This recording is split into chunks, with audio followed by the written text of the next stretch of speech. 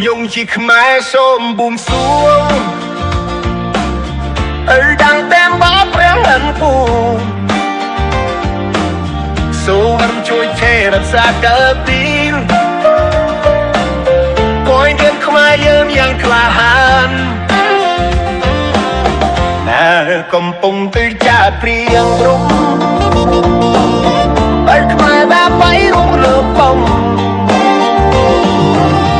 ខ្ញុំឆ្លៃអំពីនទឹកនៃខ្មែរយើងយើងជាខ្មែររួមយើងលើទឹក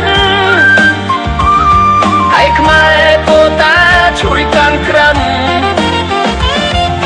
ចូលជាខ្មែរយើងណាខ្លាំងខ្លាដើម្បីដាប់វាយកអុយមានខ្ញុំនៅស្ទឹងធ្វើតា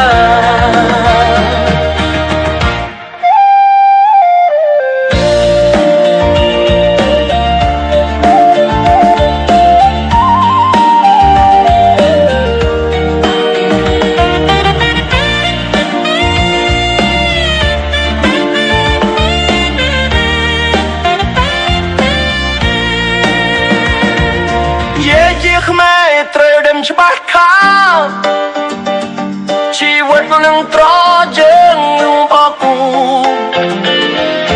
បរួយនេះអងនៅពេលណាសត្រូវឈ្មោះត្រង់ទឹកខ្មែរយើងម្ល៉េះហើយយើងកែរួមរំគ្នា